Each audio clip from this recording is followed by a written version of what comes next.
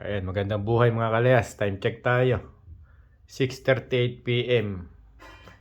December 31 dito sa amin sa Barcelona. Mga kalayas, di magandang tama. Talagang may trangkaso ko ngayon bagong taon. Masama. Mula nung isang araw pa. Masama na pakiramdam. Dalawang araw na ako absent sa akin pag-push up dahil di kaya ng katawan ko. Ayan, wala mga kalayas. Ayan. Tran tayo sa bahay. Sakit ng ulo ko. Hindi makatulog ng maayos gawa ng ubo. Maglulugaw tayo mga kalayas. Iniitlaan ni Mrs. yung lugaw. Ito mga kalayas ang handa ng bagong taon na gamot sa ubo. Tapos paracetamol. Parang mga isang taon na kung masama pa ng ulo, no? Ito mga kalayas ang hapunan. Lugaw. Hindi makakain ng maayos ay. Luto ang asawa ko ng lugaw. Hindi may itlog, kaso nga lang ay ayaw ko ng itlog at ako inuubo lalo.